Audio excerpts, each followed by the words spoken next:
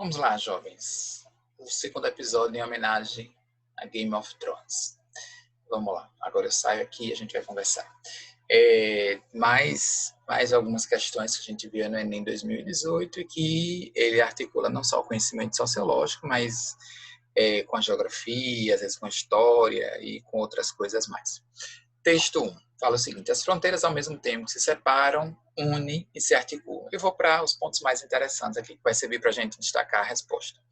Como isso vai ficar exposto aí, eventualmente vocês pausam, leem, né? E eu vou ser mais assertivo e mais direto naquilo que eu quero. O texto 2 fala o seguinte: as últimas barreiras ao ar livre, ao movimento do dinheiro, de mercadorias. Falam também que as muralhas, ao mesmo tempo que barram o movimento, ela também significa o livre movimento, né? Porque você barra aquilo que estava livre. Então você percebe que nos dois textos tem esse indicativo dual dessa questão das barreiras. A barreira, a fronteira, ela não necessariamente ela vai ser somente vista, interpretada como algo que segrega. Pode indicar também o movimento, porque é pelas fronteiras que as nações também se comunicam, trocam mercadorias, circulam pessoas, circulam até alimentos, insumos tecnológicos, enfim, né? Então, é só dessa ideia que nenhum Estado ele vive separado do mundo, né? A gente, de alguma forma, está em conexão com outros países. E essa conexão se dá pelo rompimento das barreiras, porque é através dali que a gente tem contato, né? Que a gente troca pessoas não, que a gente troca pessoas, que a gente troca mercadorias, conhecimentos, insumos e tudo mais. E aí, dentro dessa perspectiva de reinterpretar a noção de barreira, vem aí a pergunta: a ressignificação contemporânea da ideia de fronteira compreende primeiro, liberação de circulação de pessoas. Não, porque ela está falando também que as fronteiras separam. Então, a fronteira não é apenas a ideia de liberar, porque em algum momento pode ser sim a interrupção. Vida a interrupção que a gente fez agora com a fronteira com a Venezuela. A gente interrompeu, até que fizeram com o Brasil também. A predominância de limites naturais. Não, se você pegar a região amazônica, ela compreende vários países. A questão geográfica ela não é suficiente para delimitar uma fronteira, né? Isso são questões geopolíticas, né? Que fazem com que o mundo seja revisto enquanto do ponto de vista territorial. A C, supressão dos obstáculos aduaneiros, né? Não, nem sequer fala dessa temática aí. A aduaneira é a parte que cuida da tipo Receita Federal, né? Digamos assim, a parte mais econômica da coisa. A letra D fala em desvalorização da noção de nacionalismo. Bom, por mais que tenha a palavra nação lá em cima, nação é um conceito histórico sociológico para delimitar um espaço físico e socioantropológico que a gente vai chamar aqui de país. Então, Estado-nação, né, uma definição aí técnica, até da ciência política. O nacionalismo ele já é um comportamento social em torno da nação, que é o quanto você se relaciona com aquele espaço e a partir daí você produz o que a gente chama de nacionalismo. Sequer isso é mencionado, a gente está falando de troca, de concepções de que seria fronteira.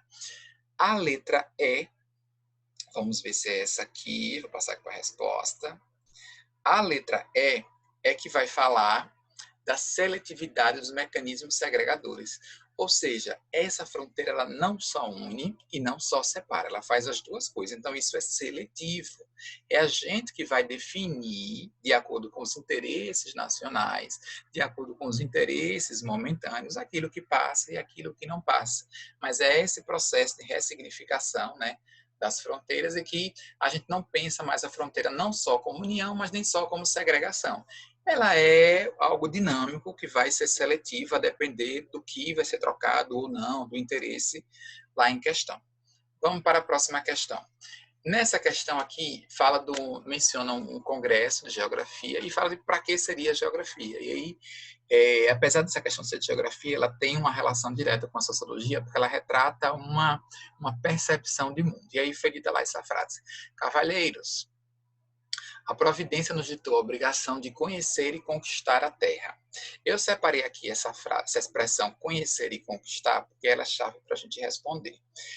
Quando você conquista alguém, quando você conquista alguma terra, pressupõe um domínio. Um domínio não só do ponto de vista territorial, mas do ponto de vista até cultural. que você só pode falar que um povo conheceu e conquistou o outro quando aquela conquista se deu, inclusive, pelo costume, pela língua, pelos hábitos religiosos, às vezes não, né? Certamente pela questão econômica. Então, conquistar, ele pressupõe uma imposição, digamos assim, de alguns valores. Aí vamos lá para a pergunta. Nesse contexto, aliás, no contexto histórico apresentado, a exaltação da ciência geográfica decorre do uso para o a. Tá, para que seria, então, a geografia dentro desse contexto? Preservação cultural dos territórios ocupados. Vamos deixar aqui paradinho agora. Formação humanitária da sociedade europeia, olha, conhecer e conquistar. Esse processo de conquista, ele não se dá na camaradagem. Basta você lembrar isso, sei lá, Vikings, Game of Thrones, foi que vocês me viram aí no começo. Esse processo de conquista, ele dificilmente ele é pacífico, né? Então, não, isso não. Catalogação de dados úteis aos propósitos colonialistas. Até que tem a ver, mas não é isso que está mencionado. Conquistar não está subentendido a catalogação. Ela é parte desse processo, mas não é esse o mote central aqui que foi dito. Né? Desenvolvimento de técnicas matemáticas para a construção de cartas. Isso sequer foi tocado aqui.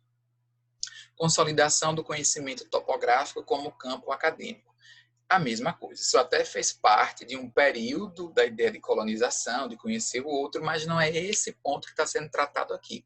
Então, o Enem tem essas características. Ele traz até uma afirmação que tem a ver com o contexto. Então, o D e o E não está de todo errado em relação ao período que está se revelando aqui no texto. Mas a questão, ele faz um recorte específico aqui no texto para tratar de um aspecto desse período. Então, aparentemente está certo, mas tem que ver o que é que se articula com o que foi dito lá na frente. Vamos ver a resposta. Lembra que eu falei lá, é conhecer e conquistar. Para isso, eu tenho que preservar, né? Nesse caso aqui, o preservar é o meu, né? Que é aquele que domina, né? Aqueles territórios ocupados, né? Vamos lá para a próxima. Esse é bem interessante e até atual. A tribo não possui um rei, mas um chefe. No dia que caiu o ministro da Saúde, isso é emblemático, segundo, né? Então ele fala que o chefe é diferente do rei. Você, tanto o rei como o chefe, na verdade, você se estabelece através do prestígio, da obediência, do reconhecimento do outro, do uso da palavra, mas, enfim, são figuras, né? Se você pensar na dominação carismática da Ide Weber, que a gente viu no segundo ano. Então, esse processo de dominação, ele passa pela fala, ele passa pelo reconhecimento, ele passa pelo carisma. E aí vem aí a pergunta. O modelo político da sociedade discutidas no texto contrasta com o do Estado liberal burguês. O que é esse Estado liberal burguês? É a República, é a tripartição do Estado, é o Estado através da lei, é o Estado através do seu poder judiciário, é a divisão do poder, o respeito entre os poderes, é quem executa a lei, é quem elabora a lei, é quem julga, é o poder judiciário também dividido entre polícias, entre Ministério Público, cada um exercendo a sua função. Então, qual é a oposição que é dita com relação ao que está lá em cima, né? Essa eu vou mais direto para a resposta, porque ela é mais elementar. É a ideia de que a intervenção consensual e autonomia comunitária. Isso aqui é característica do Estado liberal burguês. No Estado liberal burguês tem que ter o consenso, tem que ter autonomia. Basta ver, libera ou não libera. Não adianta o presidente lá de cima falar, tem que liberar, eu não quero mais confinamento, não quero mais que as pessoas fiquem em casa. O Supremo já decidiu, os estados eles são autônomos, tudo isso passa por uma hierarquia. O poder de conduzir a nação não se dá pelo prestígio, pelo uso da palavra, mas se dá dentro das regras do jogo democrático, dentre as quais está lá intervenção consensual e autonomia comunitária. Bom, esse foi o papo aqui de hoje. Voltaremos para as próximas 3 questões do próximo episódio. Fui.